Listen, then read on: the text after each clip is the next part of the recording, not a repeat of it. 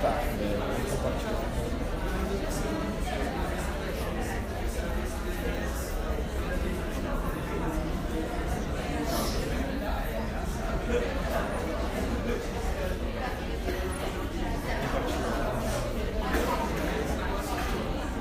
Será que o som tá bom?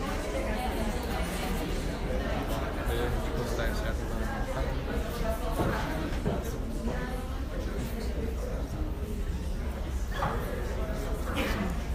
para vocês mandarem mais pra frente.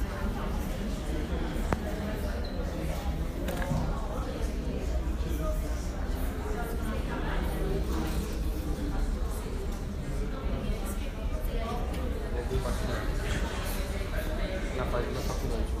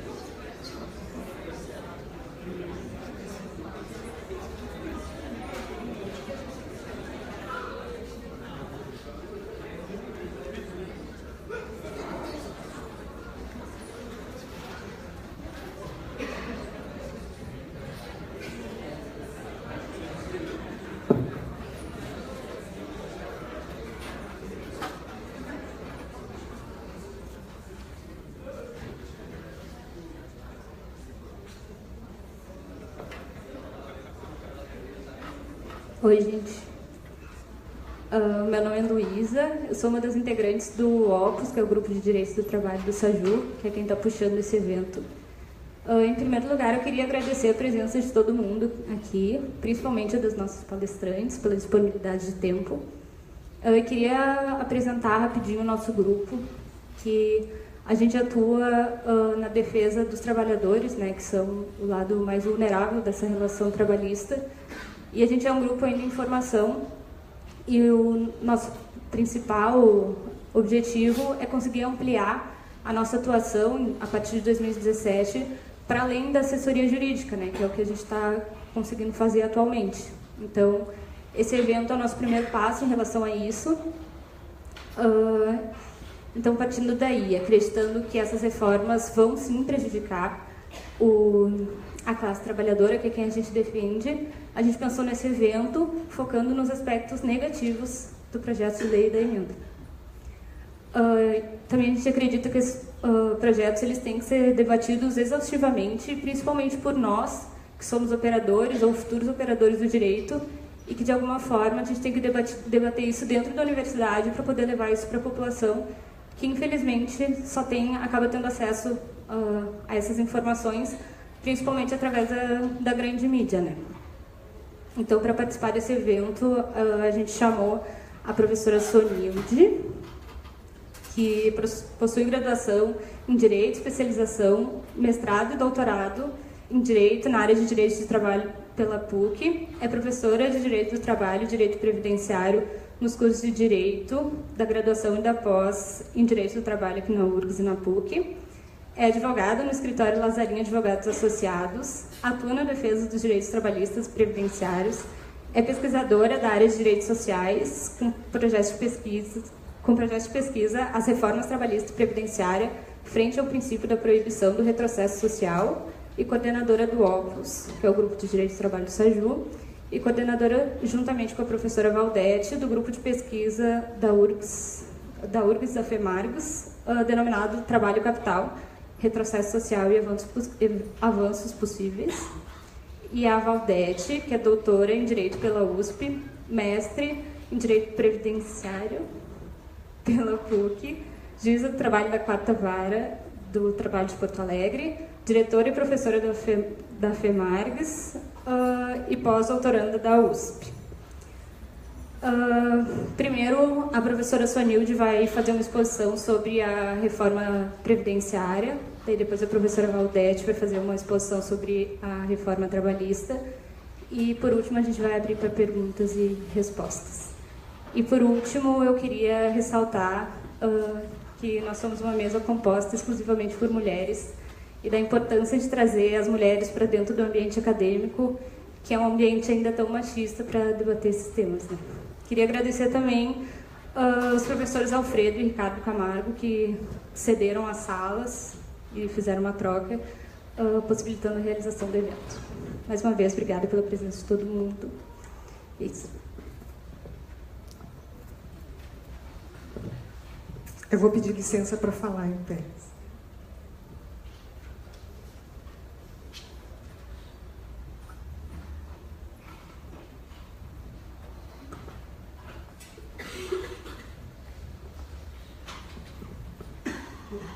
Bom, boa noite a todos. Eu quero, primeiramente, cumprimentar a Luísa, especialmente o Opus, o grupo de trabalho do SAJU aqui da URGS, que faz um trabalho excelente. Eu fiquei muito surpreendida com a forma de trabalho do grupo, e enquanto coordenadora eu posso dizer que quase sou uma figura, de modo figurativo, porque eles são realmente muito competentes, eles são muito esforçados, eles se autogerem e eles têm uma consciência, e eu vejo que tem alunos bem no início do semestre e que não tiveram ainda direito do trabalho e que de alguma forma já se inserem e conseguem ter essa percepção. Então, para nós, professores e profissionais nessa área, é um alento a gente verificar isso. A professora Valdete, que faz uma parceria comigo em relação às pesquisas que nós temos contra o princípio do retrocesso social,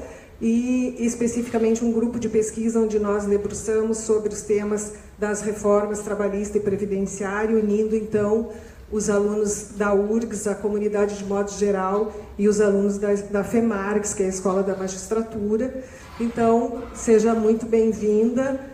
E nós temos muitos destes encontros ainda, e é muito bom que isso aconteça com essa frequência que vem ocorrendo dentro das instituições. Bom, eu quero falar da reforma previdenciária. Eu vou fazer de duas formas, eu vou usar dois momentos. Então, eu vou situar o que é a Seguridade Social dentro do sistema brasileiro, de acordo com a Constituição Federal. E aí eu vou trazer no primeiro momento quais são os fundamentos da reforma, e no segundo momento eu vou trazer quais são as alterações propostas, as principais, para no final a gente concluir então se isso é um avanço ou se isso é um retrocesso da maneira como está colocado. Quero também que vocês avaliem as congruências e incongruências que vai ter durante este trajeto e essas estratégias que vêm sendo usadas com base na fundamentação principal que é da reforma. Bom, a Previdência Social hoje ela é vista fazendo parte de um sistema que se chama Seguridade Social. A Seguridade Social ela é dividida em três áreas, que é a área da saúde, que é para todos, a área da assistência social, que é uma área para aquelas pessoas que são consideradas miseráveis, critério da miserabilidade, que eu acho inadequado, eu usaria, são pessoas vulneráveis sociais, e não têm contribuições, são pessoas que não têm outros mecanismos de subsistência para manter a dignidade, então não podem ser jogados à sua própria sorte, precisam da assistência social. E nós temos a Previdência Social, que é a terceira área, saúde, assistência e previdência. Quando a gente fala em previdência social, na verdade, um seguro social, onde as pessoas contribuem para o sistema, elas pagam e é sinalagmático, ou seja, tem um plano de coberturas. A pessoa vai pagar e esse sistema vai cobrir determinados eventos. Quais eventos? Morte, doença, envelhecimento, invalidez, nascimento, com a licença maternidade, enfim, há um plano de coberturas. Esse sistema ele está interligado e nós temos algumas situações que impactam diretamente na outra, como a questão da saúde, da recuperação, da reabilitação profissional para o retorno ao trabalho, né? Muitas vezes, um não atendimento da saúde acaba gerando um benefício durante um tempo muito maior, quando a pessoa poderia, se tivesse saúde de maneira mais imediata, uma recuperação, uma reinserção no mercado de trabalho, onde deixaria de receber o benefício e passaria a ser contribuinte do sistema. Esse sistema é pensado no princípio da solidariedade. Todos os ativos contribuem para aqueles que não têm condições de trabalhar. Então, o princípio da solidariedade ou do solidarismo. Esse sistema vai ter contribuições para essas três áreas. Essas contribuições, elas provêm de várias fontes, de acordo com a própria Constituição Federal. Lá, a partir do artigo 195, se diz que são fontes de custeio do sistema da Seguridade Social, as contribuições feitas pelos trabalhadores, pelos empregadores, pelos estados, municípios, pela União, pelos importadores, concursos de prognósticos, pelas receitas brutas, pelo lucro líquido das empresas. Então, nós temos um conjunto de fontes que vão para este sistema solidário. O que acontece? Vamos para os fundamentos da reforma.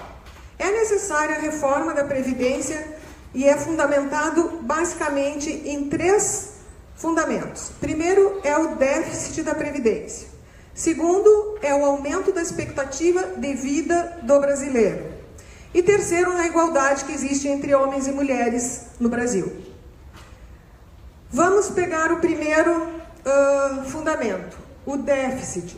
Por que há uma divergência tão grande que a gente vê entre aquilo que se alega de um lado, que é deficitário, que tem um déficit anual de 151 bilhões, enquanto que, de outro lado, a própria Receita Federal, através dos auditores fiscais, apresentam estudos dizendo que não é deficitário, que, ao contrário, o sistema é superavitário.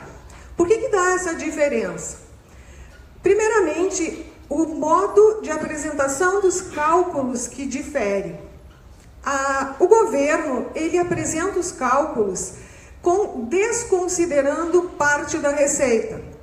Como o sistema é de financiamento único, ele coloca parte das receitas, ou seja, as contribuições sobre folha de pagamento de empregados e empregadores. Mas ele deixa fora as receitas que são de contribuições sociais, que são as receitas sobre lucro líquido, que são as receitas sobre as despesas. E coloca dentro do sistema o custo dos servidores públicos. Então, notem, se eu tenho para as minhas despesas 3 fontes de renda e os meus custos, se eu retirar e considerar só uma fonte de renda para os meus custos, já seria deficitário. Se eu colocar ainda uma despesa lá do meu vizinho, o sistema vai ficar pior ainda. Bom, considerando, agora vamos pensar assim, mas vamos considerar que o sistema está certo. Se o sistema fosse deficitário, considerando o cálculo apresentado pelo governo. Vamos analisar as estratégias que vêm sendo usadas em relação a isso. Primeiro, com relação às chamadas DRUs, as desvinculações de receitas da União. O que é isso? Com a Constituição Federal de 1988, tem uma regra transitória, se criou esse sistema único, E teve uma emenda constitucional, a emenda constitucional número 1, em 94, que desvinculou 20% das receitas previdenciárias para programas de relevância social ou econômica. Tinha um fundo específico para isso e se desvinculou 20% por causa do equilíbrio das contas, porque afinal, em 94 foi quando teve a mudança da moeda. Essa emenda constitucional que desvinculou 20% tinha validade por 2 anos. E ela foi renovada sucessivas vezes por novas emendas constitucionais. Em 2003, foi retirada a vinculação a um fundo, quer dizer, é de livre utilização. E em 2006, se pensava, bom, se o sistema está tão deficitário, tem que acabar com as desvinculações do orçamento, não é? Sabe o que foi feito agora em 2016? Foi editada a emenda constitucional 93, que vai fazer a prorrogação por mais 8 anos, até 2023, da desvinculação das receitas previdenciárias, das contribuições sociais, e olha só, aumentou de 20 para 30. Ou seja, desvinculação de 30% para sem vinculação com fundos específicos para livre utilização, até mesmo para o pagamento de dívida pública. Segunda coisa que nós podemos pensar se isso tem coerência com o que é alegado como principal fundamento. Vocês viram que neste mês de maio, dia 16 de maio, foi assinada uma medida provisória pelo Temer, a medida provisória 778. Sabe o que essa medida provisória faz? Ela desobriga, ela parcela em 200 vezes, ou seja, 17 anos, o pagamento de dívidas previdenciárias dos estados e municípios, com o detalhe que abre mão de 80% dos juros. Terceira questão. Existe a questão do Fundo Rural. O que é o Fundo Rural? É um fundo de amparo ao trabalhador rural. Ele é um percentual de 2,1% sobre a produção, sobre a venda. Então, é considerada uma contribuição muito justa, porque se não é sobre a folha de pagamento, ela não é sobre nada. Se a pessoa não produz, se ela não comercializa, não tem a contribuição. Ela é 2,1%. O que aconteceu? Essa contribuição vinha sendo discutida a constitucionalidade. E a partir de 2011, por determinação judicial, foram suspensas e os produtores rurais não fizeram os pagamentos. Por medidas judiciais ficaram suspensas. Agora, em março de 2017, o STF decidiu que é constitucional, que essa contribuição é constitucional e que é uma forma muito justa de contribuição, porque ela não vai onerar, a pessoa vai contribuir quando tiver as receitas. Bom, e aí, como o tribunal decidiu, terão que pagar de 2011 para cá, que impacta um custo antes, o custo da dívida dos estados e municípios equivale a 100 bilhões. Essa dívida dos ruralistas, ela equivale a 10 bilhões. E aí, sabe o que disse a bancada ruralista? Nós não queremos pagar esta conta. Nós queremos a desoneração. Nós queremos a isenção total da conta. Dívida de contribuição social. Mas não só, eles não querem a desoneração, o perdão desse débito de 2011 até agora. Para eles assinarem a reforma trabalhista e previdenciária, eles querem negociar e disseram que são em torno de 108 deputados que votariam a favor da reforma previdenciária se assinasse o governo uma medida provisória, não só liberando o total da dívida de 10 bilhões, mas reduzindo o percentual de 2,1 para 1,2. Só invertendo o número ali. O estudo já está preparado, a medida provisória já está em andamento e o Temer já acenou, dizendo que sim, que ele não faria a liberação, o perdão da dívida, mas abriria mão de 100% da correção dos juros, 100%, seria o valor nominal, dividido em 15 anos, e para o pagamento usaria como manobra reduzir o benefício para, ao invés de 1,2, 1,5, porque daí 0,3 seria o pagamento desse débito sem correção. Quer dizer, se maquiaria a isenção total e ainda a redução. Bom, vamos acompanhar agora ver quando vai ser editada essa nova medida provisória. E a quarta coisa para fundamentar a questão do déficit, se é esse mesmo o principal fundamento, é a questão das dívidas previdenciárias, de contribuições previdenciárias. Quem são os principais devedores e quanto devem? Gente, se for somar dados da Receita Federal do Brasil, se somar os débitos somente dos devedores que devem mais de 100 milhões, somente esses, dá 935 bilhões. Isso é 6 vezes o déficit anual que o governo apresenta como sendo da Previdência. Por que não se cobram essas dívidas? Quem são esses devedores? Se vocês forem olhar, Bradesco deve 1,5 bilhão, JBS 1 bilhão e 800 milhões de contribuições sociais.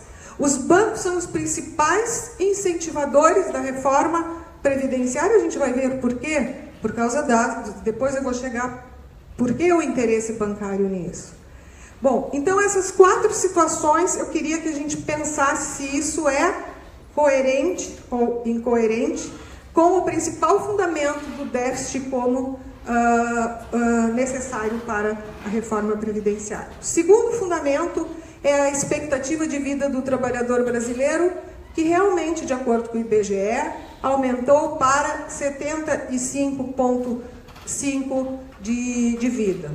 Bom, esse percentual, essa média, esse percentual de aumento, ele considera o brasileiro de modo geral. Mas se nós pegarmos os próprios dados do IBGE, nós vamos verificar que tem estados que não alcançam a idade mínima que se quer colocar como pela reforma da Previdência. Tem 19 municípios no Brasil que a idade de vida é menos de 65. Tem 81 que é 67. Se a gente pegar, mas eu estou pegando lá no Nordeste, um estado, não sei onde, não, pega em São Paulo, vão lá nos dados de São Paulo. Vocês vão ver que numa região lá em São Paulo, em Pinheiros, por exemplo, a expectativa de vida é quase 80 anos, 80 lá nos Jardins, 89 ponto alguma coisa a expectativa média de vida. Vocês vão, por exemplo, para uma cidade chamada Tiradentes, em São Paulo, sabe quanto é a expectativa de vida lá? 53,85. É menos de 54 anos. Isso dá uma diferença de 25 anos de uma região dentro do mesmo estado. Em relação a essas pessoas que têm essa expectativa média de vida de 54 anos, ou menos de 65, a gente pode falar, são pessoas que se tratam única e exclusivamente pelo Sistema Único de Saúde, que integra a Seguridade Social. São pessoas que aguardam na fila mais de 2 anos por uma consulta especializada. Ao passo que aqueles que vivem 80 anos, nós sabemos que são pessoas que têm planos de saúde, que têm atendimento médico da melhor qualidade. Então, esses dados relativos à expectativa média de vida, eles não podem ser considerados como um dado geral no Brasil e para tudo. E tem uma outra coisa que é um dado importantíssimo, que se chama expectativa média de vida com saúde. É um dado que se tem em todos os países e no Brasil também. E a expectativa média, o que é essa expectativa média de vida com saúde? É a pessoa se aposenta, mas quanto tempo ela vai ter ainda uma vida independente? Que não é uma pessoa que está com uma doença grave, uma doença já em fase, pessoas com Alzheimer, com Parkinson, com dificuldade de andar, com vida praticamente vegetativa. Qual é essa idade no Brasil? Sabem qual é? É 65 anos e 6 meses. Então, se nós passarmos, a grosso modo, a idade mínima 65 anos, as pessoas trabalhariam, e agora daqui a pouco eu já vou dizer quanto teriam que trabalhar, para se ter uma expectativa de vida com saúde, se tivesse a média do Brasil, isso é sem considerar médias pontuais ou de determinados estados, média geral, 65,6, sem contar aqueles que morrem antes de atingir esta idade. E o terceiro fator, que é a igualdade entre homens e mulheres, que era a ideia inicial da proposta original, passar para 65 anos, tanto homens como mulheres, trabalhadores urbanos e rurais.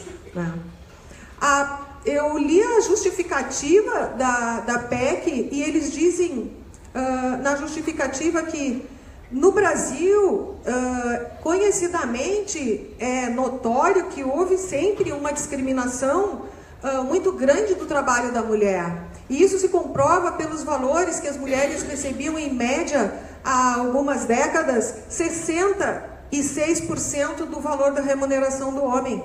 Mas que isso já evoluiu muito, que isso vem se atualizando e que hoje é apenas 81% a diferença.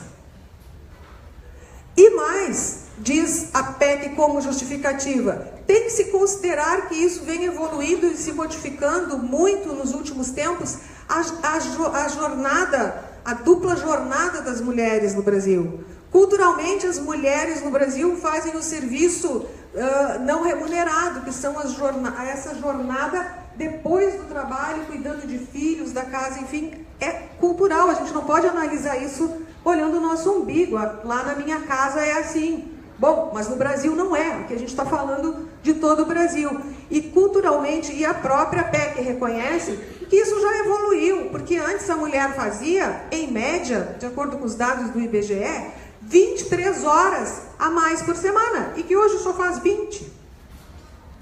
E mais, o relatório anual de 2016, agora, disse que no Brasil vai demorar, em média, 100 anos para ter uma igualdade substancial entre homens e mulheres.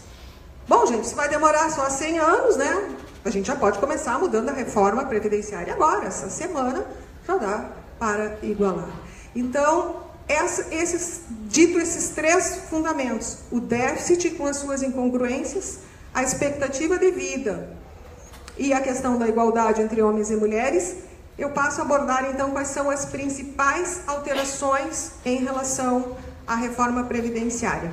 E eu quero começar pela medida provisória em vigor, a 767, que é a chamada pente fino. Conhecem, né? Que está em ação. Essa medida provisória 767, chamada pente fino, ela está fazendo as revisões de todos os benefícios por doença. E eu vou falar do auxílio-doença, somente o auxílio-doença acidentário. São auxílios doenças concedidos ou aposentadorias por invalidez ou morte de empregados com nexo com o trabalho. Os dados de 2015 fornecidos pela Previdência Social, só em 2015 foram 813 mil benefícios acidentários. Desses 813 mil benefícios acidentários, 113 são por morte. 113 mil por morte.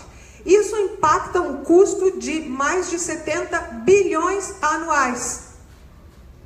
E são débitos com benefícios que têm origem no trabalho. Aí eu me detive, vamos ver quais são as principais causas de afastamento por acidente de trabalho no Brasil. Tem uma diferença grande entre homens e mulheres, muda as causas, mas elas ficam dentro de 3 grupos do Código Internacional de Doenças, que separa por grupos. Os 3 maiores grupos é o grupo S, o grupo M e o grupo F. O grupo S são dos traumas, das doenças traumáticas, dos acidentes, das amputações, né?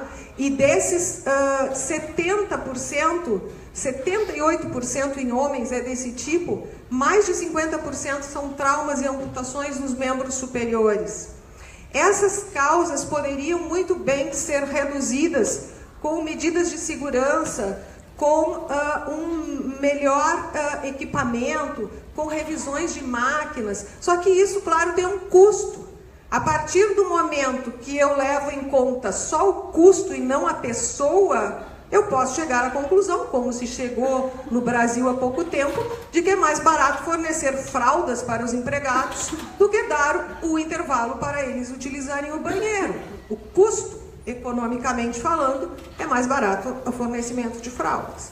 Então, nesse caso, junto com as doenças que são traumáticas, o outro grupo são das doenças que decorrem da ergonometria, que são posturais, que também poderiam ser reduzidas imensamente com algum investimento sobre isso, com a própria ginástica laboral, com a melhor adaptação do trabalhador em relação ao seu trabalho. Mas no Brasil a gente vê algumas coisas ainda, por exemplo, quando se fala até na própria idade, a gente está considerando todas as profissões.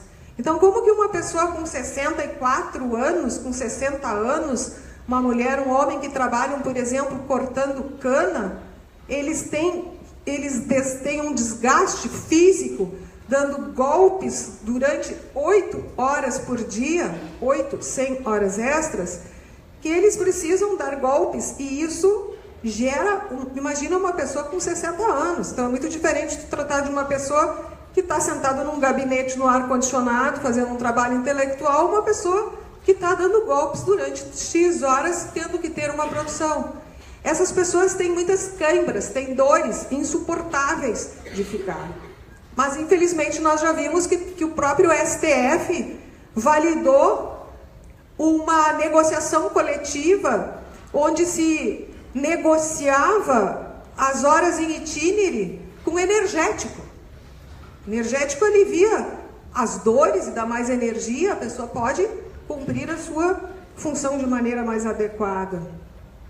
Bom, e o outro grupo, e que é muito importante, que eu quero que vocês prestem atenção nisso que eu vou dizer, e depois comparem com a reforma trabalhista, para ver em que medida se está preocupado com o trabalhador e melhorar essas condições que eu estou falando, que estatisticamente se comprovam que é isso que está causando adoecimento. São as doenças do grupo F, são as doenças emocionais. E a principal causa é o estresse. E por que se tem tanto estresse? E aí se investiga e se vê as principais causas: jornadas exaustivas, falta de intervalos, pressão psicológica, assédio moral, preocupação com perda do emprego, preocupação com perda de vantagens, excesso de trabalho estendido pelos mecanismos tecnológicos. A pessoa tem que estar sempre conectada com a empresa e acaba trabalhando muito mais. Todos esses fatores têm levado, inclusive, a um acréscimo enorme de suicídio no trabalho. E isso é muito significativo quando ocorre isso. Então, nós vivemos a verdadeira sociedade do cansaço, né? Temos que pensar situações que melhorem a vida das pessoas, que melhorem os trabalhadores e que reduzam esse número de doenças que indiretamente está causando um custo enorme, se formos pensar só no custo, para toda a sociedade, e não só para aquela pessoa que já tem todo esse sofrimento e essas doenças. Bom, e aí este pente fino criou um sistema para revisar todos os benefícios que estão há mais de 2 anos, que são auxílio-doença e aposentadoria por invalidez. Eles estão sendo chamados, já foram chamados até dia 19 de abril, agora, foram chamados já 87.500 pessoas. Destas, 84% tiveram alta médica sem reabilitação. No Rio Grande do Sul, 90,5%, 91% das pessoas tiveram alta médica. É certo, alguém vai dizer, mas professora, mas tinha muitas fraudes. Tem muitas fraudes. Só que as fraudes precisam ser evitadas, precisam ser combatidas, precisam ser fiscalizadas. O que não se pode é partir do princípio da má-fé. Todos são fraudulentos, todos os benefícios são fraudulentos. Então, assim, eu posso mostrar para vocês, para pegar o exemplo da última semana, são pessoas tendo alta com esquizofrenia, pessoas com alta médica, com cirurgia marcada para a coluna, que não conseguem se levantar, não conseguem andar sozinhos, pessoas, uma professora com câncer no cérebro, com um orifício no cérebro, com dreno externo, com alta médica, e assim por diante. Então, claro, tem pessoas que estão... Teve o caso de um senhor que teve a negativa, agora vocês devem se lembrar, se suicidou, pulou de uma sacada do prédio da Previdência, aqui no centro de Porto Alegre, o ano passado.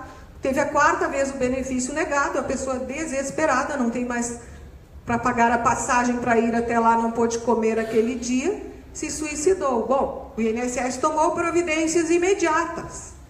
Ele não dá mais a notícia na hora. Ele manda pelo correio.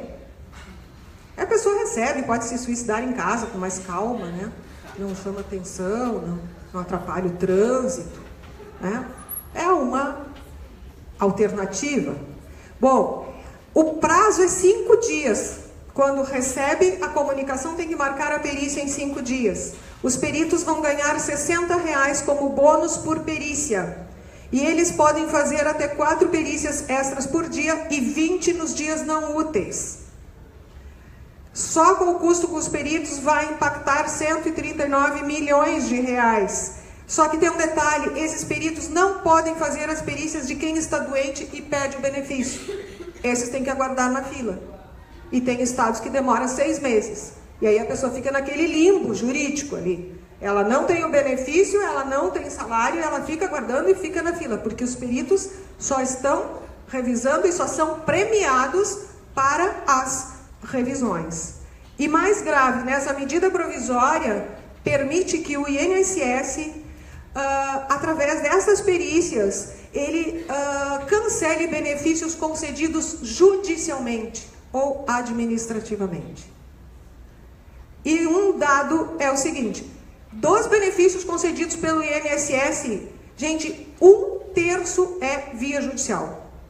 Bom, se 1/3 dos benefícios é via judicial, né, nós sabemos que o INSS não está fazendo a sua parte. E ainda olha o congestionamento do judiciário em relação a isso. E agora o INSS, administrativamente, ele está dando alta de benefícios concedidos judicialmente.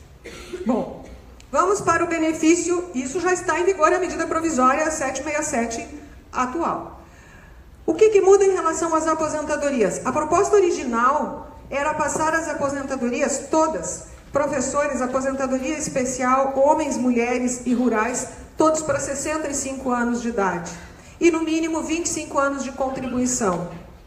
Claro que isso foi assinalado que não passaria, houve um recuo. O recuo manteve os 25 anos de contribuição, 65 anos de idade para homens e 62 anos para mulheres. Só que o prazo para a aposentadoria por idade atual é de 15 anos de contribuição, 65 anos de idade para homem e 60 mulheres. Então houve um recuo na idade da mulher, mas manteve os 25. Só que criou uma fórmula de cálculo do benefício que é assim: tem que ter no mínimo 25 anos de contribuição e o valor é 70% da média dos benefícios das contribuições feitas. Então, eu somo todas as contribuições da pessoa que ela fez em 25 anos, faço a média e aplico 70%. Ela só terá a integralidade se tiver 40 anos de contribuição. 40. Esse cálculo ele leva em conta 1% a partir de 25, os próximos 5 anos, depois 1,5% dos 30 aos 35 e dos 35 aos 40, daí ganha 2% por ano de contribuição, o que soma daí a integralidade, 100%. Bom, os professores poderão se aposentar com 60 anos e 25 de contribuição, mas entram na regra do cálculo. Se tiver só 25 e 60 anos, e a atividade de professor, eu estou falando de professor de ensino fundamental, ensino médio. Imagina uma professora, os professores que têm aquele desgaste, toda aquela atenção com turmas, né, de crianças terão que trabalhar até os 60 anos. E mais, a aposentadoria especial, gente, a aposentadoria especial pela reforma, ela diz que permanece a redução, porque nós temos a aposentadoria especial, é uma aposentadoria para pessoas que trabalham em atividades que são expostas a agentes insalubres, que causam doenças. Então nós temos pessoas que trabalham, por exemplo, em subsolo de mina de carvão, por exemplo, é 15 anos. Por quê? Porque são facilmente pessoas fragilizadas para ter câncer pulmonar e doenças pulmonares por causa da respiração do ar tóxico. Tem outros que é 20 anos e tem outros que é 25 anos. Pela reforma, pode usar no mínimo os 25 anos, ok? Mas tem que ter, olhem só, 55 anos. Então, um mineiro, por exemplo, que começa a trabalhar com 20 anos, ele vai ter que trabalhar 35 anos lá no solo, no subsolo, para conseguir a aposentadoria especial. Com relação à aposentadoria do professor, limita em 60 e coloca também os 25. A pensão por morte. A pensão por morte é um benefício por dependência da pessoa que é o contribuinte. A reforma hoje é 100% do valor que é dividido entre os dependentes. Pela reforma passa a ser 50% e desvincula do salário mínimo. Passa a ser só 50% e mais 10% por dependente. Então, se tem marido, mulher e um filho, a mulher vai receber 50 mais 10, divide o valor, divide 50 entre mulher e filho, mais 10%. Quando o filho adquire a maioridade, esses 10% não volta para o monte, ele se extingue com o dependente. E aí fica, por exemplo, a pessoa com os 50% mais 10. E o mais grave, não cumula a aposentadoria com pensão por morte. Que estímulo é esse para contribuir? Então, se uma pessoa tem pensão por morte, por que ela vai contribuir para o sistema se ela não vai conseguir aposentadoria nenhuma? Houve um recuo também nisso, e o recuo foi no sentido de permitir a acumulação de pensão por morte com aposentadoria, desde que seja até 2 salários. Quer dizer, se alguém for 2,5 salários, não. Até 2 salários poderá acumular a pensão por morte com a aposentadoria. E o amparo assistencial, que é um benefício assistencial, que é de quem fica que são os vulneráveis sociais, são idosos a partir de 65 anos, pessoas que que moram em abrigos, são pessoas que não têm família, são pessoas que preenchem aquele critério que a doutrina e a jurisprudência costumam chamar de critério da miserabilidade. Essas pessoas, esse benefício é previsto para deficientes e para idosos acima de 65 anos. A reforma alterou 3 coisas a proposta original. Passou para 70 anos a idade. Bom, quase ninguém nesta população chega a 70, passou para 70 anos e desvinculou do salário mínimo.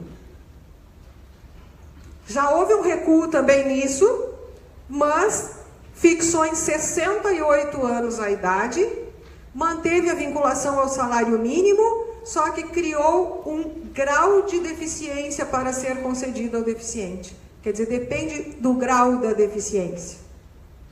Já sabemos o que isso vai significar. Bom, e concluindo o que eu quero dizer, o que significa tudo isso que eu estou falando? Significa que muitas pessoas vão trabalhar, as pessoas mais pobres vão trabalhar uma vida inteira e não vão conseguir se aposentar. Significa que aquele que tem mais dinheiro, que começaria a contribuir mais tarde, não vai contribuir para o regime geral. Ninguém em sã consciência, um profissional liberal, um médico, um advogado, um contador, um empresário, vai contribuir para o sistema da Previdência sobre o teto máximo, hoje R$ 5.531, que dá R$ 1.106 por mês, para daqui a 40 anos, quando chegar a 70 anos, receber 5 mil por mês. Quem é que vai fazer isso? É lógico que as pessoas que têm essa capacidade, elas vão para a previdência privada. E os demais só vão contribuir para o sistema, mas não vão usufruir os benefícios. Bom, e a gente pergunta assim, mas a quem interessa então essa reforma? Aos bancos, por causa da previdência privada. E aí nós sabemos por quê? Que os bancos devem previdência e estão estimulando a reforma previdenciária. Aos investidores de títulos públicos e aos deputados que estão usando isso como moeda de troca para os seus votos lá na aprovação das reformas. O que se está fazendo com essa reforma, gente, é uma desumanização. Está se olhando apenas para os dados estatísticos, para as questões econômicas. Não se olha para a pessoa, para aquele que vai receber. E aí a gente estuda aí o princípio da dignidade da pessoa humana. Cadê os princípios da própria seguridade social que diz nós saímos de um sistema que era só de uma simples previdência, mas para um sistema de seguro social, onde inclua todos, onde todos pagam para um sistema, para nós termos uma sociedade com este bem-estar social. Então eu quero que diante de tudo isso que eu falei, a resposta é com vocês. Nós estamos diante dessas mudanças como um avanço em termos de direitos sociais, em manutenção de um sistema protetivo, ou nós estamos diante de um retrocesso. Era isso.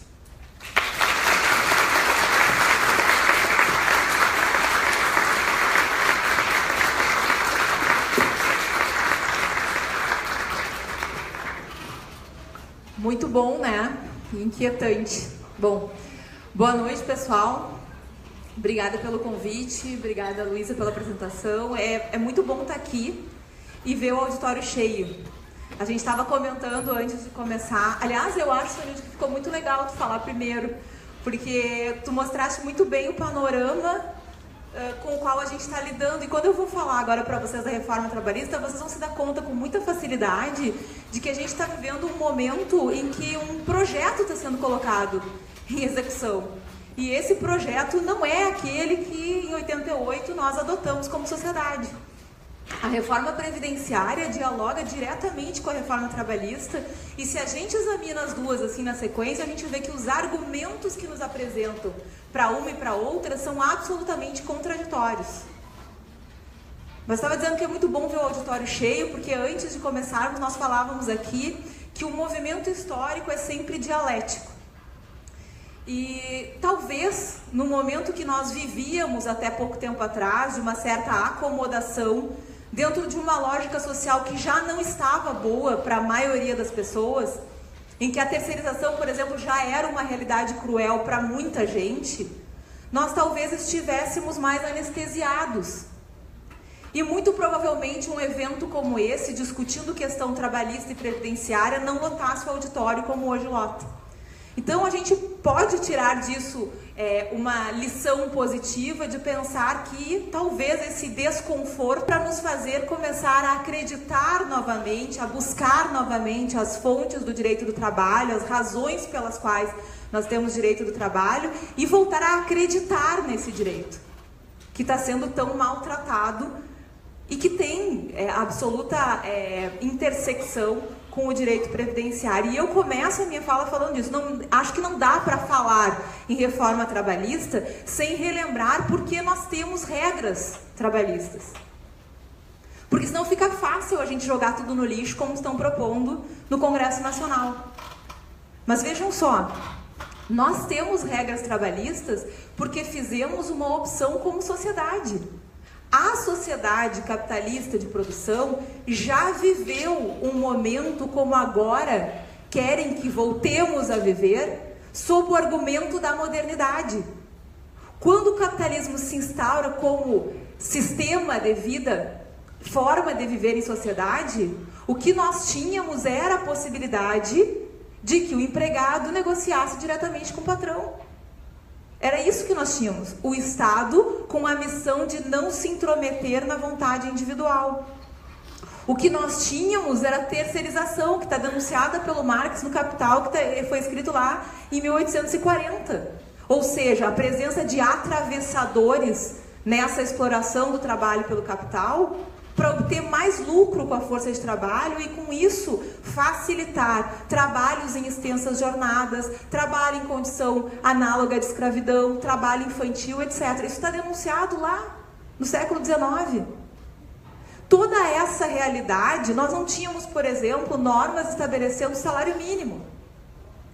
E o trabalho geralmente era pago por produção, o que fazia com que as pessoas se matassem de trabalhar para poder ter uma remuneração que lhes garantisse ao menos sobreviver durante o mês. Tudo isso nós ultrapassamos porque reconhecemos como sociedade que era insustentável viver numa lógica de suposta livre iniciativa entre capital e trabalho. Porque isso concretamente adoecia, matava os trabalhadores, além de retirar de toda essa parcela da população que vira operário a capacidade de consumo. Então, a primeira grande crise do capital, que faz surgir normas previdenciárias e trabalhistas, é uma crise de superprodução, em que faltam consumidores para os produtos que a gente está conseguindo colocar no mercado. E aí, em razão dessa realidade, em razão da realidade das doenças e acidentes em ambientes de trabalho absolutamente despreparados, sem nenhum tipo de prevenção ou precaução contra esses infortúnios, extensas jornadas de trabalho e parcas remunerações criavam uma realidade social insustentável. E nós, como sociedade, escolhemos manter esse regime, que é um regime baseado na troca de tempo de vida por remuneração, porque é isso. E é isso, inclusive, que a nossa Constituição estimula quando diz que somos uma sociedade que busca o pleno emprego. Nós somos uma sociedade que hoje ainda aceita e estimula que as pessoas vendam tempo de vida como se mercadoria fosse. E mais, que vendam esse tempo de vida com sacrifício da própria saúde, que é o tal adicional de insalubridade. O que nós fizemos como sociedade foi uma espécie de pacto de sobrevivência. Ok, nós continuaremos adotando esse sistema,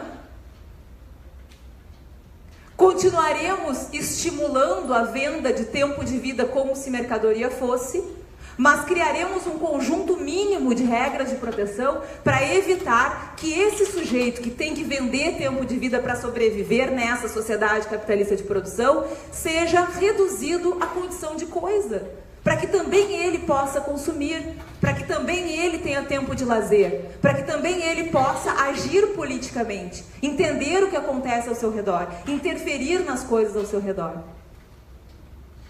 Essa opção que nós fizemos ao longo dos últimos 2 séculos, no caso do Brasil, está retratada na Constituição que conseguimos promulgar em 88.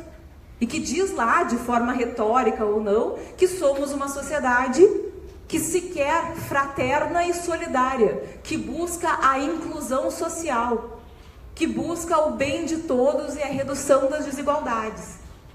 É esse projeto que nós estamos jogando no lixo com as reformas que estão sendo propostas hoje no Brasil.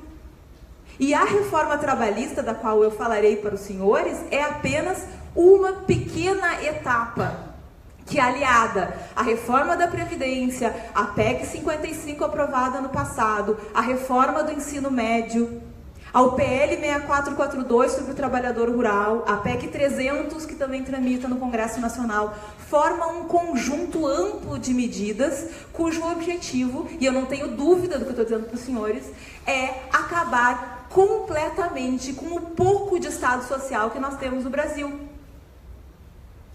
É fazer uma verdadeira pilhagem nos direitos sociais de forma a tornar a nossa sociedade tão miserável que será muito fácil explorá-la como nuvem de gafanhoto, e esse é o objetivo do capital internacional. Porque vejam os senhores, se nós examinamos as reformas que estão propostas nesse substitutivo ao PL 6787, que hoje é PLC 38 no Senado, do início ao fim não há uma única proposta ali que garanta ou que melhore algum direito trabalhista já existente. Todas as propostas retiram direitos trabalhistas, na área do direito material, do direito coletivo e do direito processual. E isso em detrimento, e eu vou dar vários exemplos aqui para vocês, da contribuição previdenciária. O que mostra, como a professora Sonilde falou muito bem, que a reforma previdenciária não tem o objetivo de aumentar a arrecadação. Porque se nós queremos aumentar a arrecadação, nós precisamos aumentar as hipóteses de emprego seguro. Nós precisamos aumentar o consumo. Nós precisamos aumentar remuneração. A reforma trabalhista vai no sentido absolutamente oposto a esse. Então nós precisamos entender o que está acontecendo no Brasil hoje, que é um movimento que não é só nosso, evidentemente, porque o capital jamais se movimenta de forma nacional, nós já aprendemos isso também há muito tempo, mas que aqui no Brasil assume algumas peculiaridades. E vejam, uma delas é a forma como a reforma trabalhista está tramitando no Congresso Nacional. Nós já tivemos uma surpresa com a tal lei da terceirização. Porque nós tínhamos um projeto tramitando, estávamos fazendo audiências públicas em todo o país, o PL 4330, que depois virou PLC 30 no Senado Federal, e esse projeto de lei sobre a terceirização estava sendo rejeitado pela sociedade. Cada vez mais rejeitado pela sociedade. Ou seja, não havia interesse nenhum da classe trabalhadora, das centrais sindicais, das entidades que representam vários segmentos da sociedade na aprovação de um projeto que regulamentasse a terceirização no Brasil, por questões muito simples.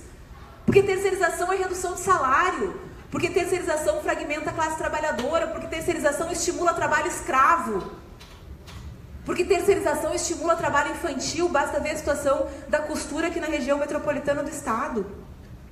Bom, o que fez o Congresso Nacional?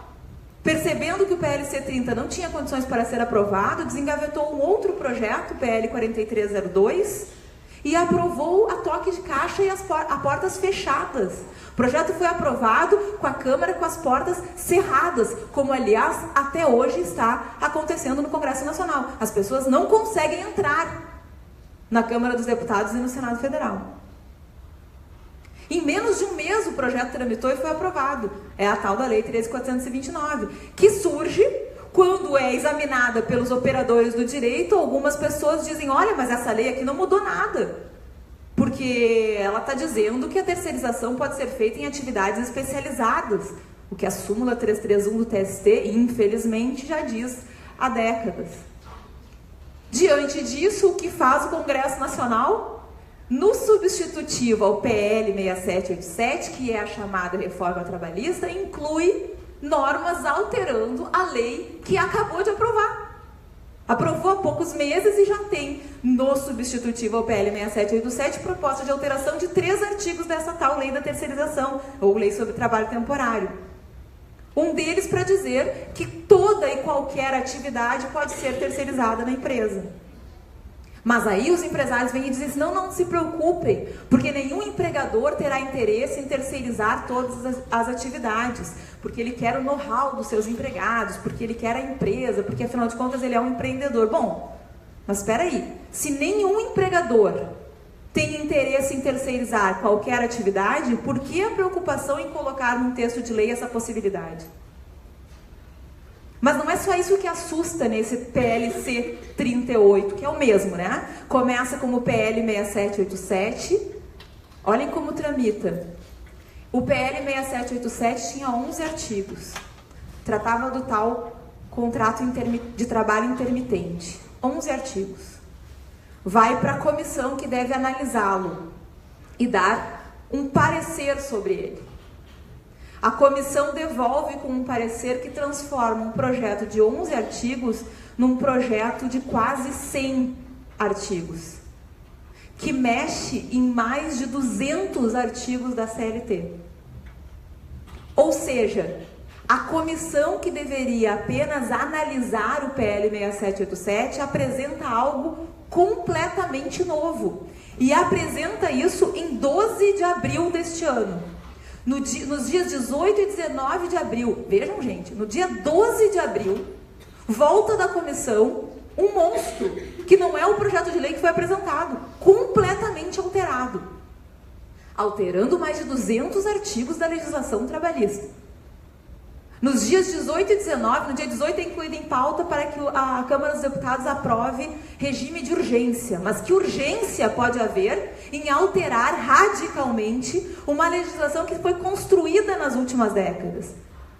Porque ninguém aqui tem a ilusão ou acredita no discurso que se faz de que a CLT tem 74 anos, é muito antiga, basta abrir a CLT. A CLT foi alterada várias vezes no decorrer dessas últimas décadas. Que urgência pode haver em aprovar um projeto dessa magnitude? Pois bem, a Câmara dos Deputados rejeita a urgência. O que faz, então, o governo federal? Pressiona para que haja uma nova votação. E no dia seguinte, 19 de abril, o projeto é novamente incluído em pauta para apreciação da urgência e 24 deputados mudam de voto. De um dia para o outro. 24 deputados mudam de voto e a urgência é aprovada. No dia 19 de abril, no dia 27 de abril, a Câmara vota definitivamente o projeto. O que justifica tanta pressa? Como é possível que os representantes do povo entendam que algo que altera tão radicalmente a legislação social do trabalho possa ser votado, vejam, em bem menos de um mês? Já foi para o Senado.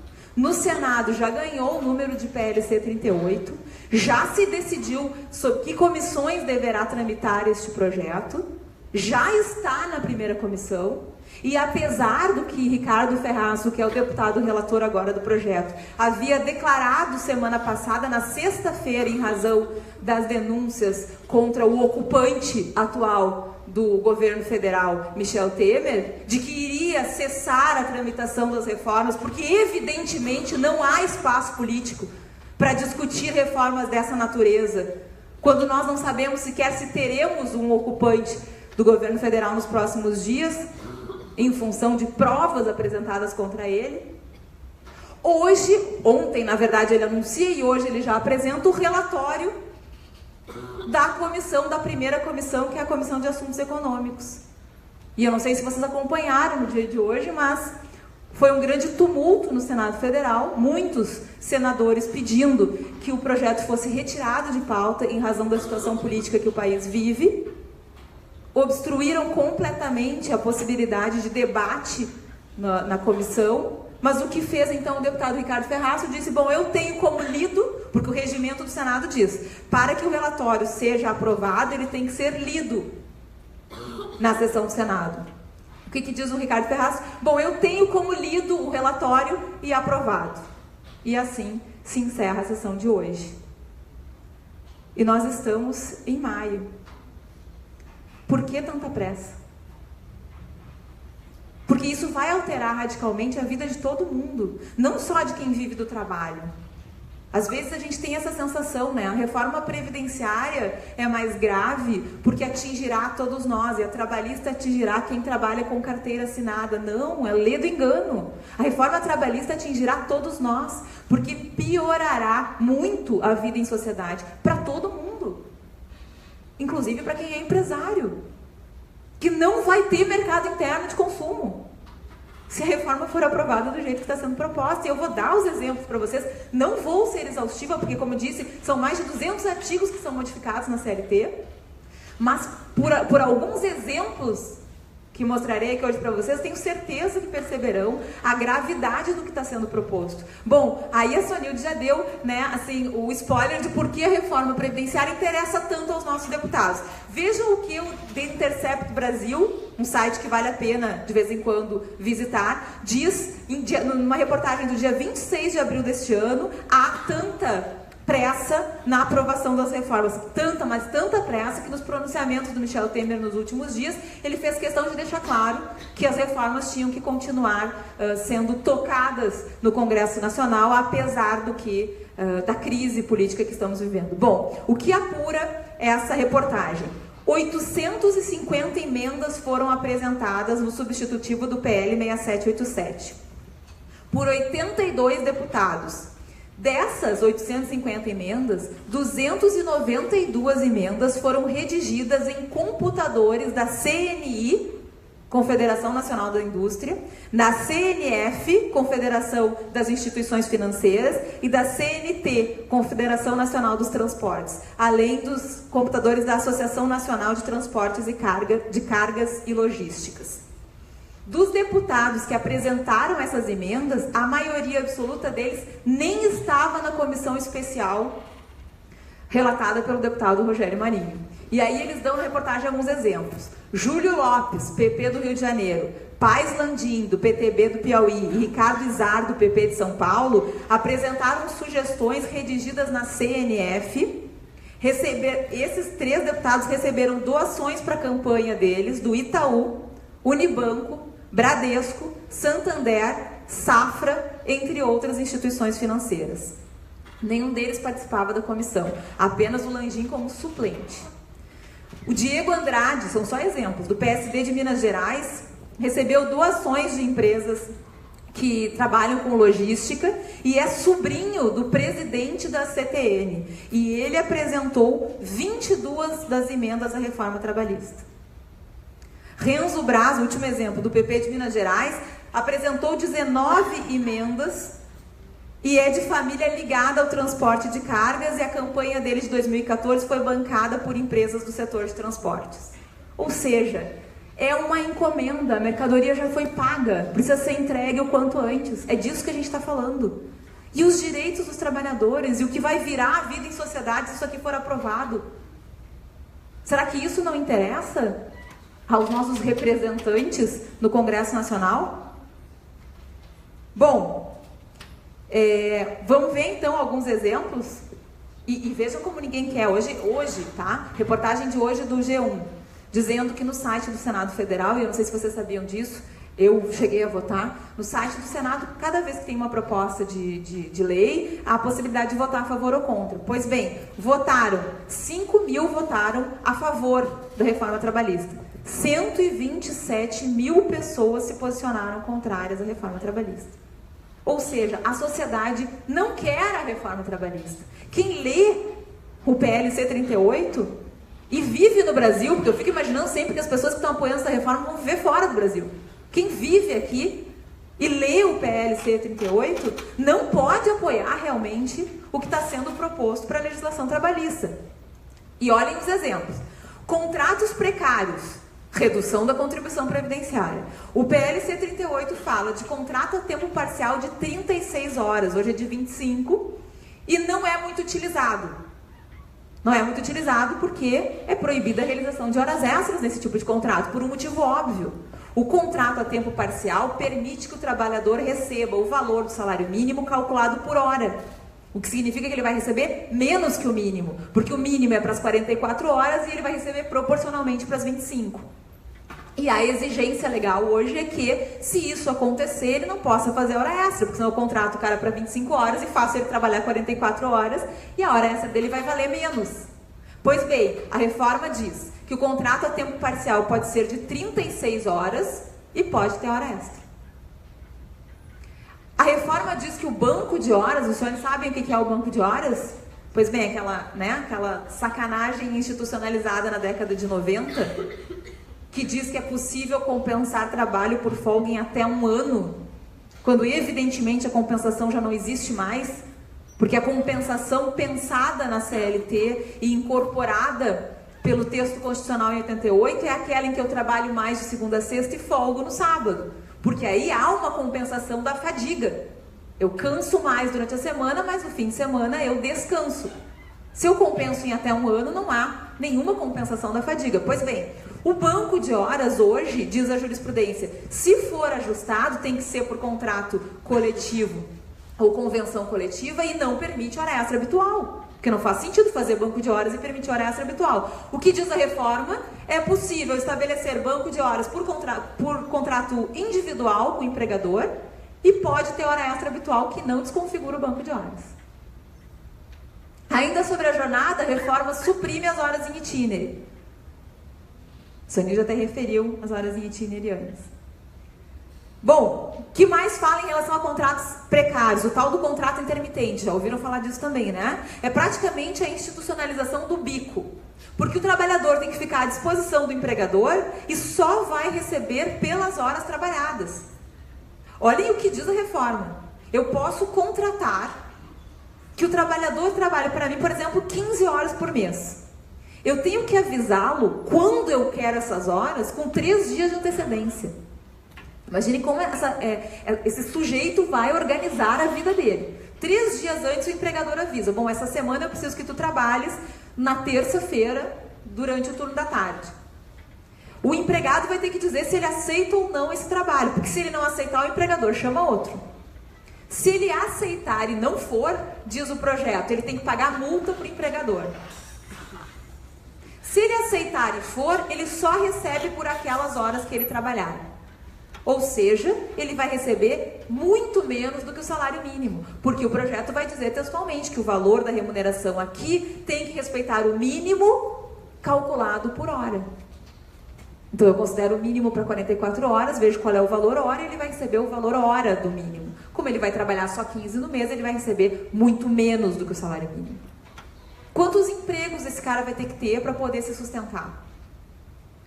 Como ele vai conseguir planejar a vida dele, estudar, fazer, sei lá, algum curso diferente, se ele estiver sempre na dependência da informação do empregador sobre quando irá ou não trabalhar? E quanto ele irá contribuir para a Previdência Social, se ele vai trabalhar 15, 20 horas no mês? E olhem a concorrência que isso gera entre os trabalhadores, porque certamente o empregador vai ter uma lista de trabalhadores intermitentes. E se o primeiro não quiser, o segundo vai querer, o terceiro vai querer. Então os empregados vão competir entre si para ser aquele mais lembrado na hora de buscar a força de trabalho. E como numa realidade em que a gente admite terceirização e contrato intermitente, contratos precários, vai haver organização sindical, por exemplo? Se esses trabalhadores não vão nem se enxergar e vão se compreender como competidores por um mesmo espaço e não como colegas de trabalho que estão no mesmo barco, na mesma situação. Bom, tem várias medidas nesse PL C38 que facilitam a despedida. Inclusive tem uma bem perversa que diz que despedida coletiva tem que ser tratada como despedida individual. Para tentar aniquilar a jurisprudência que tem se formado na seara trabalhista, que é de aplicação da Convenção 158 da OIT. Não sei se os senhores a conhecem, mas é aquela convenção que diz o que, na verdade, o artigo 7º da nossa Constituição já diz. Que não dá para despedir sem motivar, sem ter um motivo lícito. E que se a despedida for coletiva, além do motivo, tem que haver prévia negociação com o sindicato.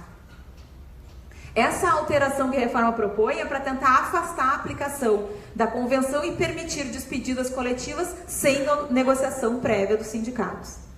Estabelece ainda a possibilidade de quitação geral do contrato se o empregado aderir a plano de demissão voluntária. A empresa institui um plano, ele recebe a indenização e as verbas rescisórias pelo plano, na verdade, algo que o STF já, de certo modo, chancelou numa decisão, que até é a decisão que tu referiste das horas em itinerário, mas que agora viraria regra geral. O empregado adere ao plano de demissão, aceita ser despedido, recebe uma indenização pela despedida e com isso quita o contrato, que significa dizer que ele não vai poder discutir mais nada na Justiça do Trabalho. Uma outra regrinha: a cada ano de contrato, o empregador poderá chamar o empregado para que ele diga se está tudo pago ou não. Olhem a situação. O empregado, sem garantia de emprego, porque não há garantia de emprego no Brasil, certo? Se não há garantia de emprego no Brasil, a primeira coisa que a gente precisa desmistificar é o discurso que diz que há direitos demais no Brasil, que o trabalhador é tratado como um coitadinho, porque a realidade da vida, e qualquer um aqui que trabalha na iniciativa privada sabe disso, é que se não há garantia contra a despedida, nenhum direito pode ser exercido no âmbito do contrato, senão por vontade do empregador.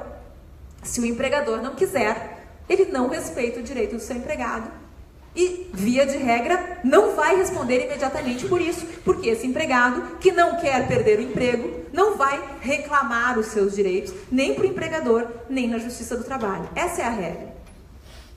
Agora vocês imaginem esse empregado que não tem garantia de emprego, que trabalhou o primeiro ano na empresa, não recebeu as horas extras, por exemplo, ou foi assediado no ambiente de trabalho, ou está fazendo uma atividade repetitiva sem a ergonomia adequada. Imaginem qualquer situação dessas. Chega no final desse primeiro ano, o empregador chama o empregado e um representante do sindicato e diz: e aí, tá tudo certo? Paguei tudo corretamente durante esse ano que passou? O que esse empregado vai responder? Não, o senhor não pagou minhas horas extras. Será que esse contrato vai ter vigência de mais um ano? Será que concretamente esse empregado vai poder dizer para esse empregador que algum direito dele foi violado? Pois sabem o que diz o PLC 38? Que se ele assinar esse termo dizendo que está tudo pago em relação ao primeiro ano de trabalho, ele não poderá reclamar depois na Justiça do Trabalho. Nada em relação a esse período de contrato. Tem mais regras perversas nesse PLC 38. Tem uma, por exemplo, que diz que a gestante ou a lactante deverão ser afastadas do ambiente insalubre de trabalho caso fique provado pelo médico que o trabalho pode implicar prejuízo à saúde da trabalhadora ou do bebê. O que, em outras palavras, significa dizer que a gestante e a lactante vão poder trabalhar em ambiente insalubre de trabalho, que é aquele ambiente que causa dano efetivo. Eu não preciso de um médico para dizer isso, porque o pressuposto da insalubridade é causar dano efetivo ao trabalhador. O adicional de insalubridade é aceitar que vai haver prejuízo à saúde e remunerar esse prejuízo. Pois a reforma vai autorizar que uma mulher com um bebê no ventre trabalhe num ambiente em que ela tenha prejuízo efetivo à saúde. E vai eliminar o 384, que é aquele artigo da CLT que garante para a mulher trabalhadora um intervalo de pelo menos 15 minutos antes de iniciar a jornada extraordinária. E vai trazer para o processo do trabalho a tal da prescrição intercorrente.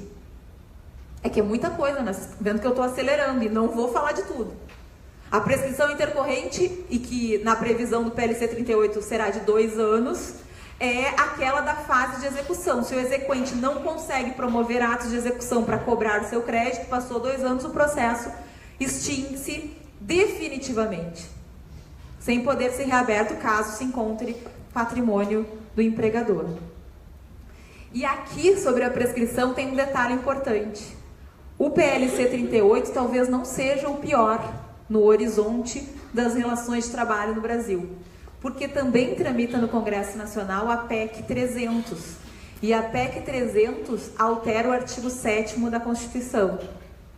Por isso que é tão perverso quando a gente ouve na TV, na rádio, nos debates do Congresso Nacional, o argumento de que a reforma trabalhista não altera os direitos constitucionais trabalhistas, porque os gênios que propuseram a reforma colocaram lá um artigo 611B na CLT, nessa proposta de alteração da CLT, dizendo: esses direitos não podem ser mitigados ou retirados do trabalhador. E aí elenca o rol do artigo 7º. Bom, primeiro, não precisa dizer isso na lei ordinária, né? Porque se está na Constituição, é evidente que uma lei ordinária não pode retirar direitos trabalhistas. Por que alguém diz o óbvio?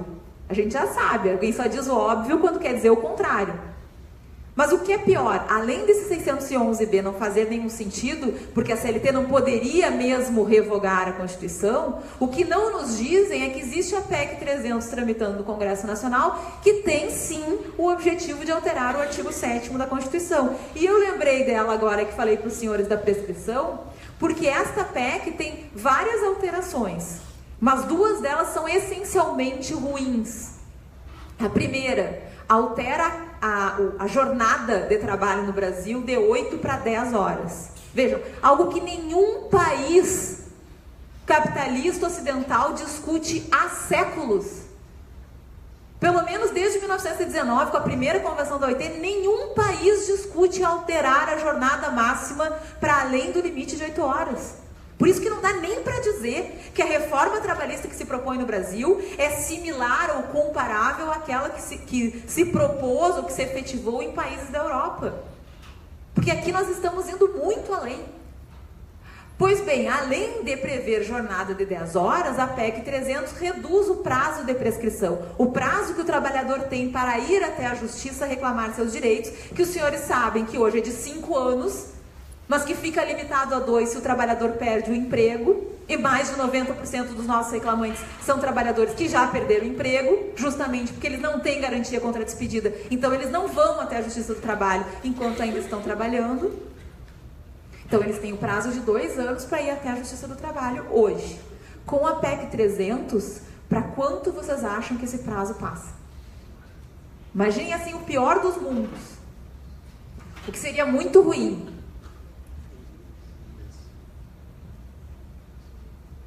Um ano seria ruim, né? Pouco tempo. Alguém muito cruel pensou 6 meses. Não. A PEC 300 altera o prazo para 3 meses. 3 meses para o trabalhador ir até a Justiça do Trabalho.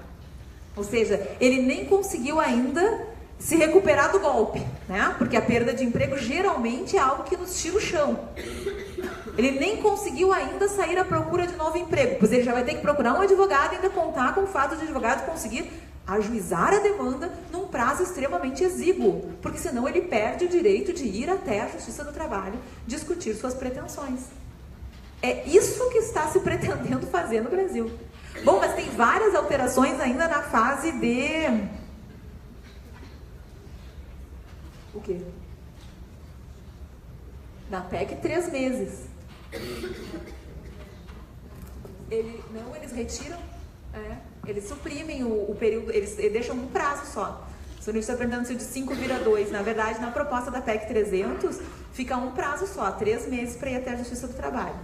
Durante o trabalho ou durante o curso do contrato ou depois do fim do contrato. Ah, mais uma norma de entrar em processo, tá? Mais uma norma que é bem grave, 2 na verdade, muito graves, tá? A primeira é a do 457, que vai dizer que prêmios e abonos podem ser pagos como indenização. Ou seja, nós vamos voltar para o século XVIII, as pessoas vão começar a receber de novo por produção, e essa produção não vai ser considerada remuneração, por consequência, não vai refletir em férias, 13º, fundo de garantia e nas contribuições previdenciárias. Vocês têm alguma dúvida que todo mundo vai passar a receber o mínimo? E que o resto tudo vai ser pago como abono e prêmio indenizatório? E a outra regra é a do 442B, que diz que a empresa pode contratar um trabalhador autônomo para prestar serviços com exclusividade. Bom, e aí nos dizem que a reforma trabalhista busca segurança jurídica, né? Qual é a segurança jurídica de um empregador bem intencionado que pense a partir dessa regra do 442B, bom, então eu vou poder contratar esse sujeito como um autônomo com exclusividade e faz essa contratação. E esse trabalhador depois vai para a Justiça do Trabalho. E o juiz do trabalho vai ter que examinar os requisitos do vínculo de emprego. E se ele reconhecer que ali há um vínculo de emprego, esse empregador, que acha que está agindo de acordo com a lei, vai ter que pagar todos os direitos que decorrem de um vínculo de emprego. Então não há segurança jurídica nesse projeto.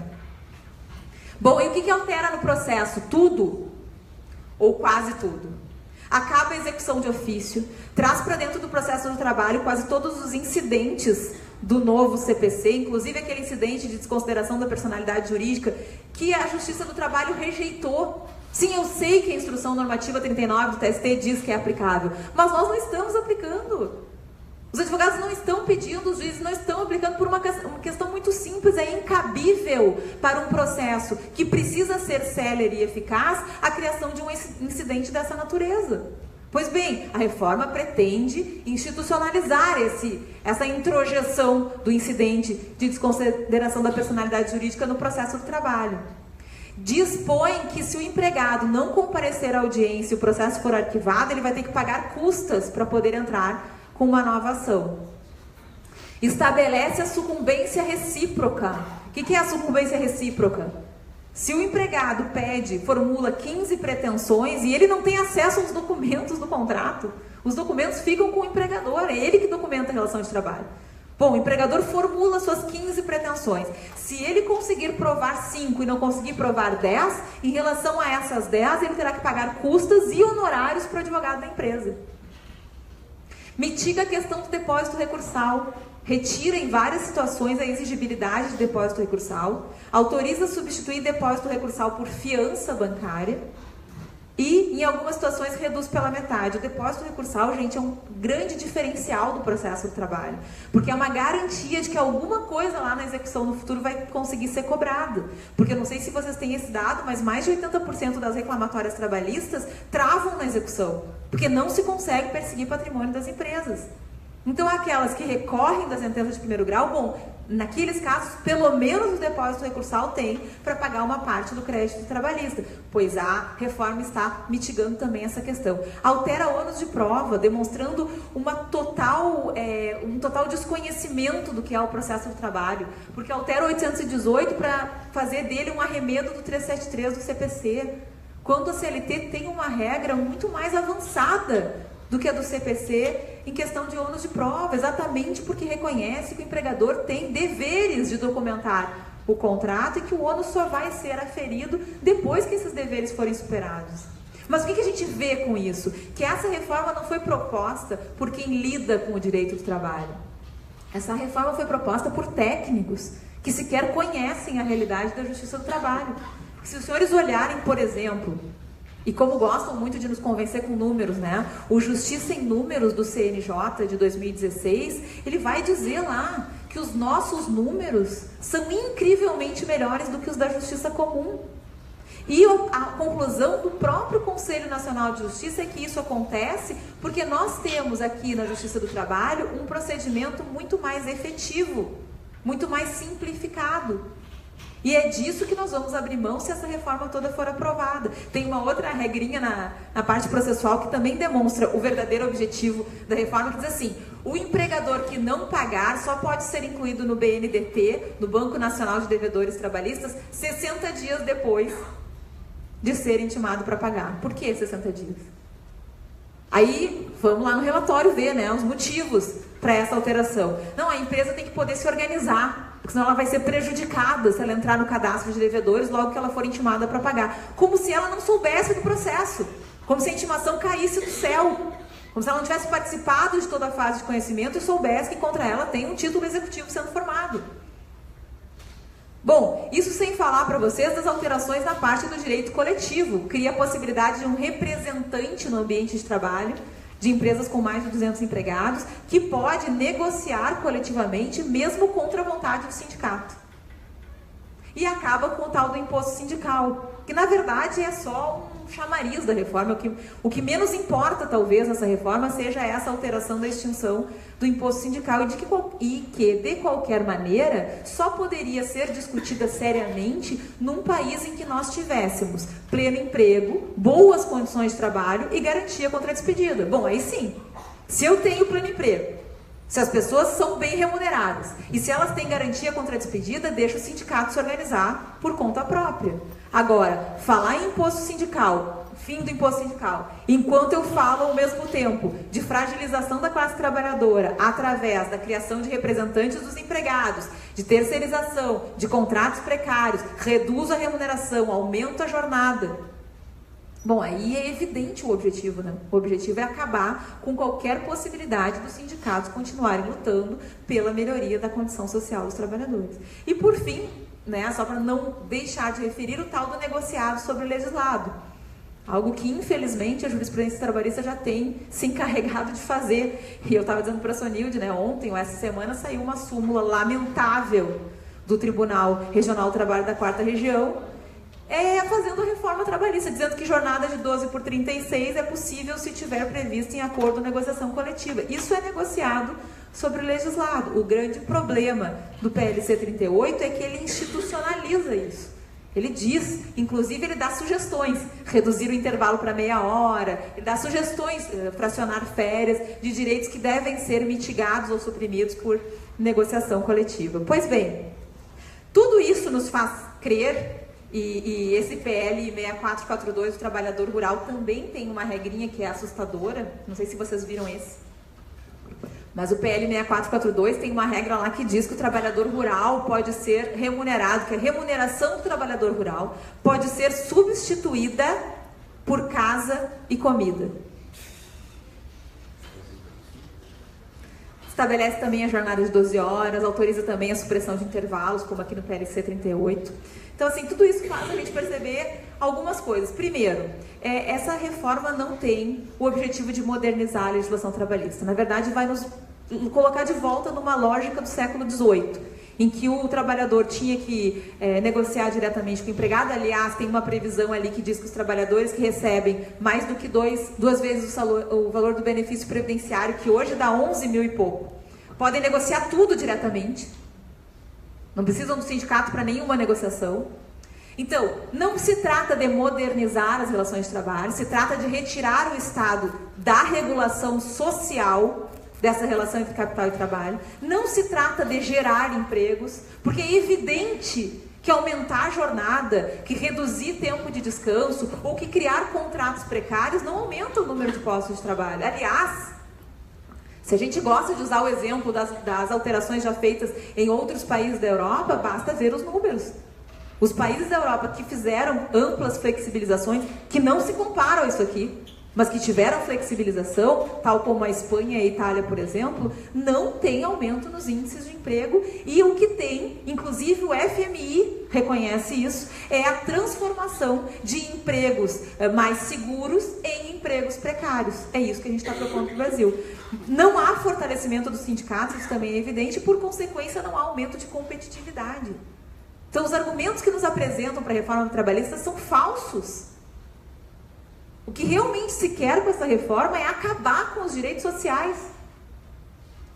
E essa barbárie que está propondo vai passar se nós não tivermos alguma ação concreta que impeça esse processo de continuar acontecendo. Basta ver o que ocorre agora essa semana. Nós estamos enfrentando uma grave crise política e as reformas não param de andar no Congresso. Nada mais acontece no Congresso Nacional. A única preocupação que se tem é aprovar a reforma trabalhista e previdenciária. Bom, então, para finalizar, como a gente faz para reverter esse quadro? O que fazer diante disso? Esse é o nosso, acho que deve ser o nosso debate. Muito mais do que discutir questões pontuais da reforma, a gente precisa perceber o efeito simbólico dessa reforma, esse efeito destrutivo que a reforma tem, e tentar compreender como é que a gente faz para enfrentar esse momento que a gente está vivendo. E me parece que a gente tem dois caminhos. Um caminho é o jurídico. O caminho jurídico é construir racionalidade de enfrentamento, primeiro, de enfrentamento do processo de aprovação das reformas, tentando impedir que isso aconteça, e caso aconteça, de enfrentamento das alterações legislativas. E como fazer isso? Estudando a Constituição, estudando as convenções da OIT, estudando o princípio da proteção, redescobrindo por que nós temos direito do trabalho e reconstruindo a dogmática, a teoria do direito do trabalho. Essa é a atuação no sistema, dentro do sistema. A outra atuação, que me parece ainda mais fundamental do que essa, é aquela que a gente precisa fazer fora do sistema, que é ir para a rua protestar. E nisso vocês têm papel fundamental. Historicamente, a gente vê que quem consegue promover mudanças quando as coisas estão insuportáveis são os jovens, são os estudantes. Então tá na hora, tem uma chamada de movimento para amanhã, o Ocupa Brasília, vai ter movimentos aqui em Porto Alegre, e na sequência outros movimentos estão sendo pensados, porque a hora é agora da sociedade civil mostrar que nós não aceitamos entrar para a história com uma geração que vai abrir mão de direitos que foram conquistados com sangue, com morte de inúmeros trabalhadores das gerações que nos precederam. E é isso que vai acontecer. Os nossos filhos e netos vão ler nos livros de história que a nossa geração permitiu que os direitos trabalhistas fossem completamente destruídos, porque é disso que se trata. E para que isso não aconteça, a gente precisa se movimentar. Então, o movimento para além do sistema é realmente a mobilização social, e talvez com isso a gente consiga um objetivo maior, que me parece urgente, que é de realmente conseguir ultrapassar esse sistema, né? Construir algo alternativo, porque já passou da hora da gente se dar conta que não dá mais para conviver com um sistema que transforma a gente em mercadoria, que transforma a natureza em mercadoria e que permite que coisas como essas que estão propostas no PLC continuem acontecendo na lógica das relações sociais. Então, quero dizer para vocês que a gente tem muita coisa a fazer. Isso é bom, né? Porque talvez a gente consiga passar para a história como uma geração que não permitiu que o PLC 38 fosse aprovado. Muito obrigada.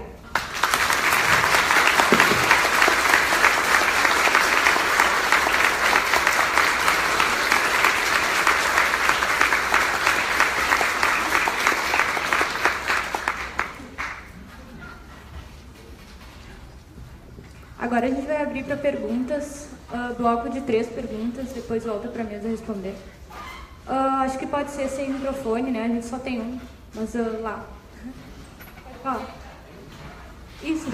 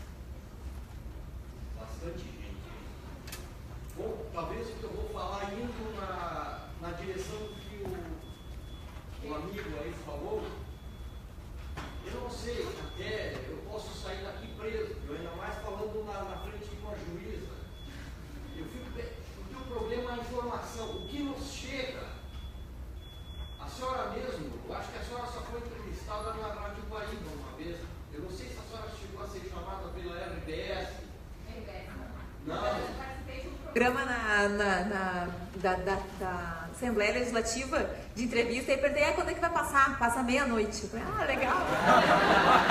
Depois repete. É porque a gente, a senhora sabe que a senhora leu Marx, sem dúvida, pelo que a senhora falou, e ele diz uma coisa que ele falou lá em 1848 e que vale até agora, que o Estado moderno é um comitê gestor dos interesses da classe burguesa. Então é isso, e nessa classe burguesa, toda a mídia, principalmente, todas as ideias são feitas para nos enganar, nos ludibriar, fazer engolir sapo como essas reformas. Então eu fico pensando o que fazer. Vou dizer uma coisa aqui: partir para a desobediência civil. Eu não sei se eu vou sair preso, mas aí vocês, estudantes de direito, porque a coisa está chegando em tal ponto que precisamos, por assim dizer, dar uma contra-anestesia disso tudo. É isso só. Paulo, não vou responder porque são 3, né? Mas só para te dizer, a gente fala assim, direito de resistência. A gente tem que exercer o direito de resistência, é isso aí. Mas passa também por desobediência. Mas é isso, o direito de resistência é isso, é resistir, não obedecer quando não há mais legitimidade para isso.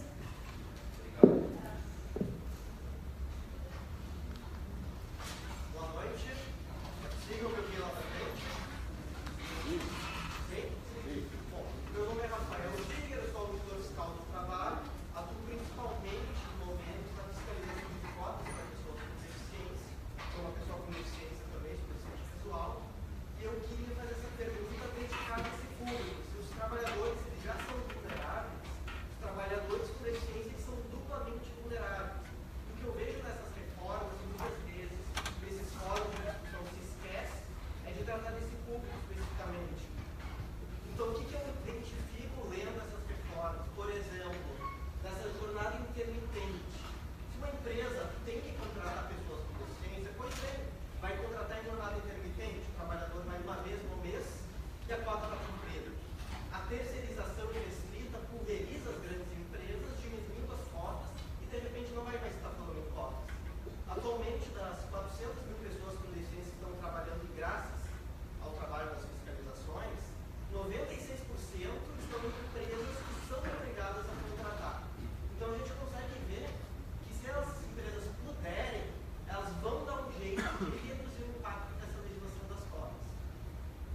Também vejo o artigo 611A, acho que é o inciso 5º, que é um artigo encomendado da reforma trabalhista, que ele fala que por negociação vai poder decidir quais cargos vão ser ocupados por que tipo de pessoas. Certamente, através disso, é possível tirar da base de cálculo de cotas de pessoas com deficiência diversos cargos que hoje o judiciário está impedindo que isso aconteça, porque naturalmente é inconstitucional. Essas pessoas não vão mais trabalhar. E se essas pessoas não vão trabalhar, vão para onde? Vão para o benefício da prestação continuada, que pela reforma da Previdência agora, elas vão ter que provar a sua situação de vulnerabilidade. Uma pessoa em vulnerabilidade não basta receber lá um quarto de salário mínimo, pessoa da família que já é uma fronte, ainda vai ter que provar que está em situação de vulnerabilidade. O mesmo acontece com as pessoas que vão se aposentar por invalidez. Agora, a aposentadoria por invalidez, quando a pessoa mais precisar do dinheiro, vai receber só 50%. Mais 1% por ano de contribuição se não for acidente de trabalho. O mesmo eu posso dizer com os pensionistas com deficiência, principalmente deficiência intelectual, que vão receber só uma parcela dessa pensão e no momento que a mãe morrer, em vez de receber a sua parte também dela da pensão, vai continuar recebendo só a sua parte. Principalmente nesse momento, vai precisar contratar um cuidador. Então, eu queria que vocês comentassem um pouco sobre o efeito dessas reformas perversas da Previdência do Trabalho em relação a esse público especificamente vulnerável, que são as pessoas com deficiência. Obrigado.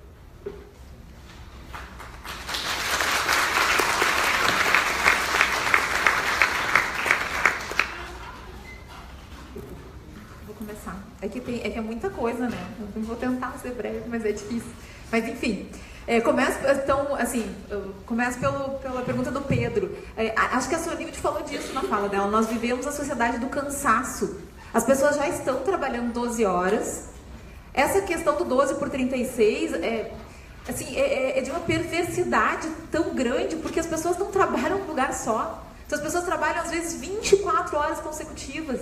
As pessoas já estão sem intervalo. A Convenção Coletiva dos Vigilantes já diz que o intervalo pode ser suprimido e pago como hora intervalar. E já tem decisões judiciais aceitando isso. Então, assim, talvez o que parece letargia da classe trabalhadora é um cansaço. As pessoas estão sem tempo. E é por isso que eu disse que a reforma do ensino médio e as outras reformas estão todas interligadas, porque a gente está fazendo isso, a gente está deixando as pessoas sem tempo e sem energia, e aí depois a gente tira o direito delas.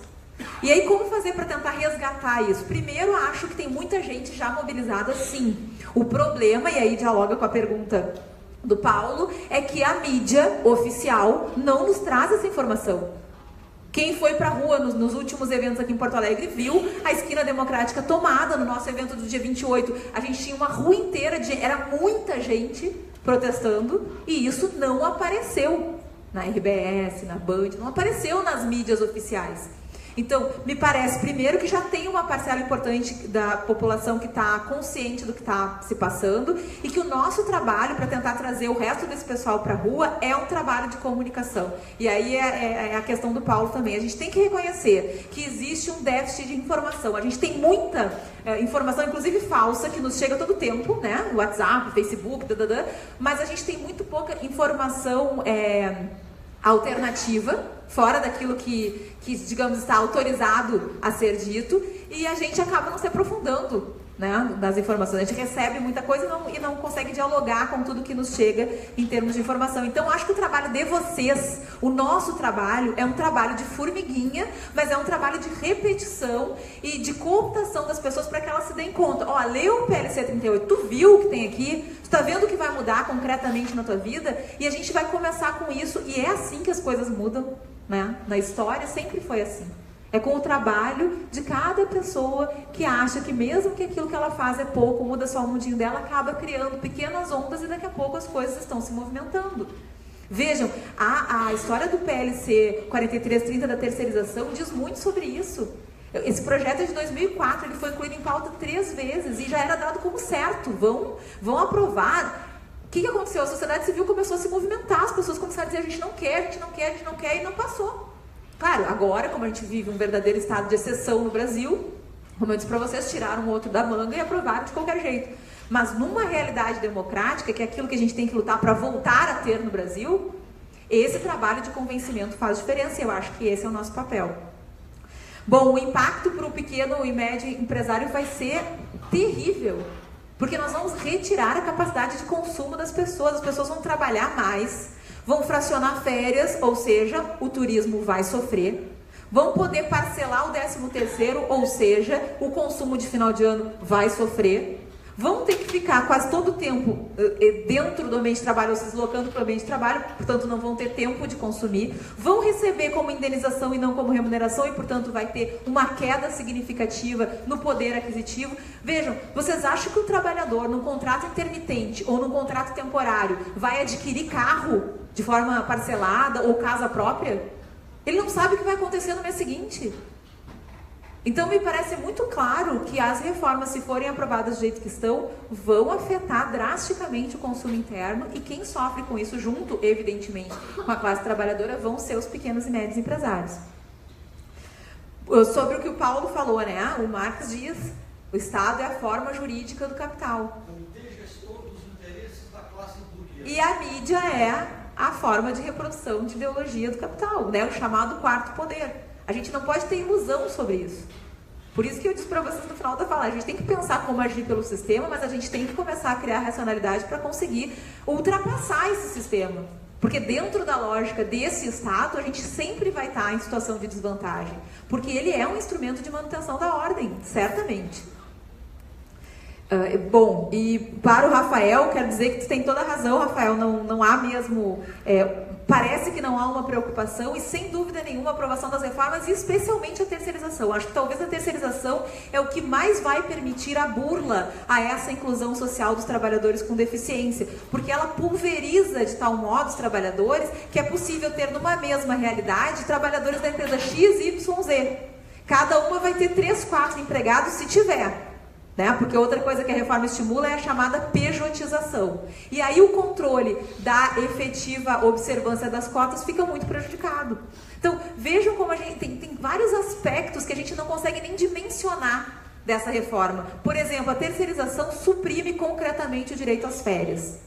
Ah, mas o direito às férias continua lá na lei da terceirização? Sim, continua. Mas um trabalho de campo que a gente fez pela USP, quando estava fazendo doutorado lá, com terceirizados na administração pública, mostrou que as empresas terceirizadas duram em média 3 anos e meio. Duram. Depois elas somem e se cria outra empresa. Mas os contratos com os entes públicos e com as tomadoras do setor privado, geralmente são feitos por 2 ou 3 anos. O que acontece então? Quando chega na hora da pessoa tirar as férias, acaba o contrato.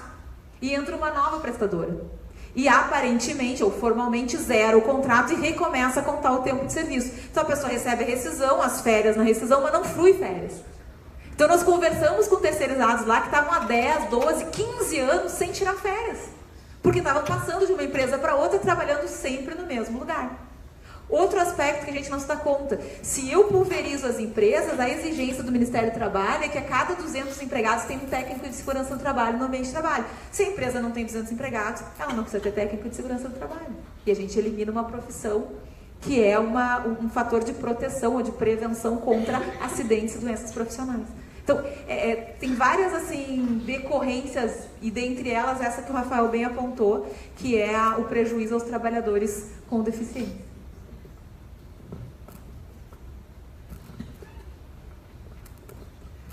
Eu só quero fazer algumas complementações relativamente a isso, como fazer as pessoas se darem conta de que isso não é algo que afeta só o terceirizado, só aquele que está de uniforme, né? Então, muitas pessoas, eu vejo, não se dão conta e não têm essa percepção enquanto não se vê no outro. É a questão da alteridade, né? Então, eu verifico a minha situação. Bom, enquanto não me afeta, isso não me atinge. Então, eu vi agora, por ocasião dos movimentos, eu vi inclusive colegas, né, que no dia da paralisação se posicionaram dizendo: bom, sou eu que pago minhas contas, portanto eu vou trabalhar. Notem como há toda uma inversão de percepção da própria situação. E aí tu diz: bom, tá, é uma pessoa... Não, gente, é uma pessoa com doutorado, se é que a gente está falando de questão da questão cultural, né? Uma pessoa que tem acesso a todas as informações. Então, vejam como isso é difícil, né? Porque nós temos que falar isso de pessoa. A gente tem esse problema, não é só com a pessoa que não tem acesso à informação, mas com todas as esferas a gente encontra uma dificuldade muito grande de compreender que isso que está sendo colocado é uma mudança de todo o sistema e que afeta todas as pessoas. E não só aquele lá da ponta, aquele que é terceirizado, aquele que não sou eu, que eu não me reconheço, que eu não me vejo, né? Então, eu acho que essa situação é muito importante e tem muito a ver com aquilo de que a gente possa falar com o nosso vizinho, com o colega, com alguém, porque as pessoas acabam repetindo os discursos falsos, né? Eu ouvi uma propaganda que eu disse: não é possível, eu não estou ouvindo isso. Quer dizer, uma propaganda paga com dinheiro público, onde um idoso aparece dizendo: não, eu tenho que apoiar a reforma previdenciária, porque senão eu não vou ter dinheiro para comprar o meu remédio, porque daí não vai ter mais dinheiro para pagar as aposentadorias dos idosos e dos doentes. E eu penso: meu Deus, né?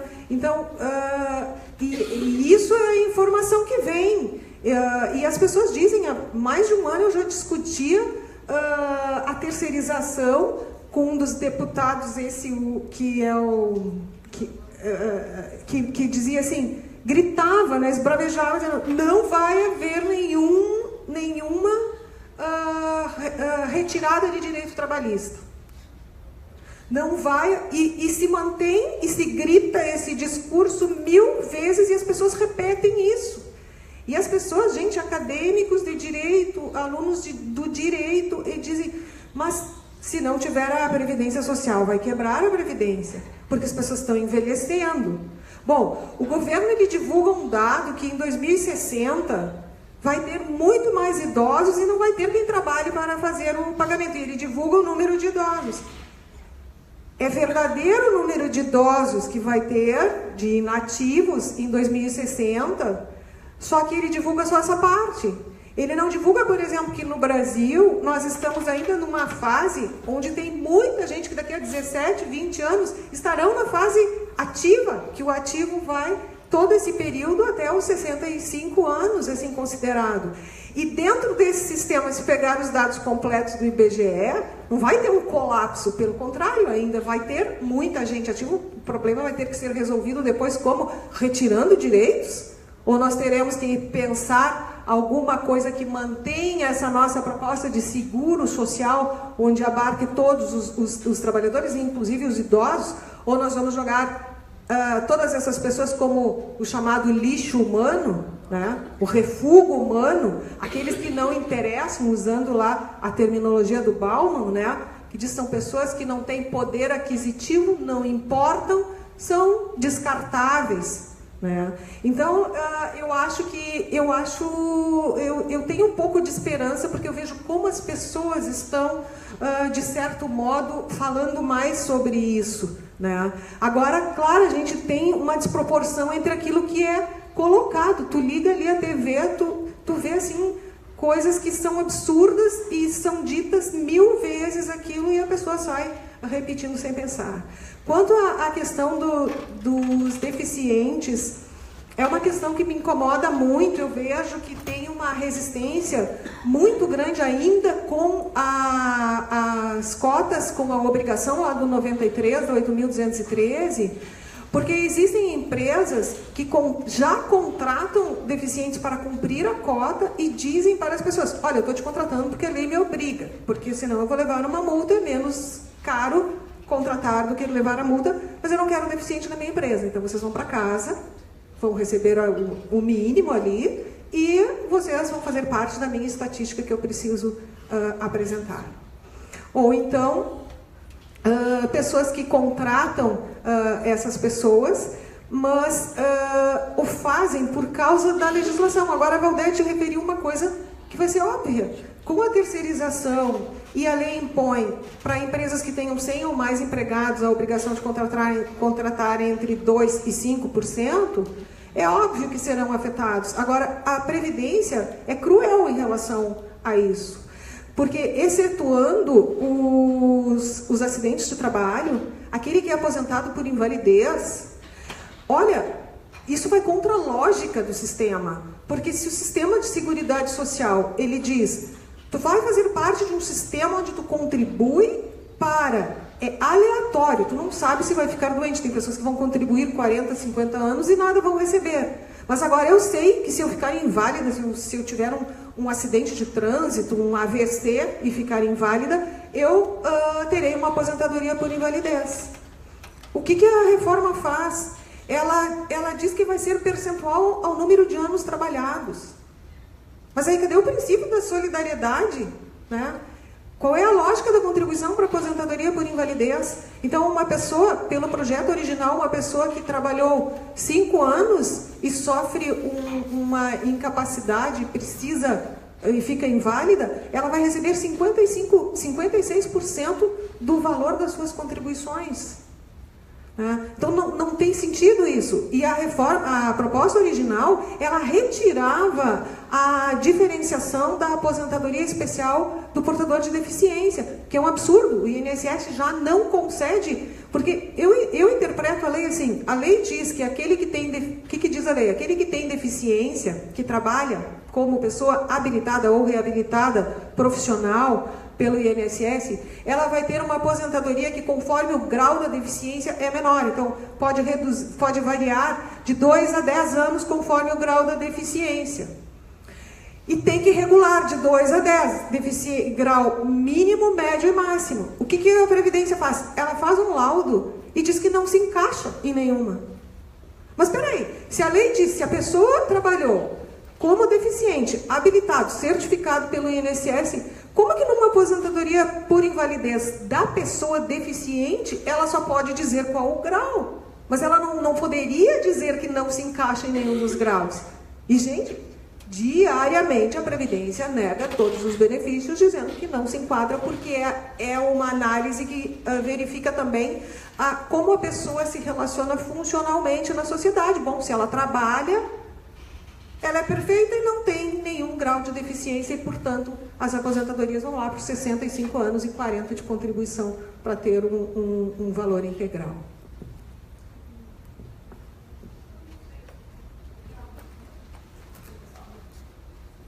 Abrir mais um bloco, então.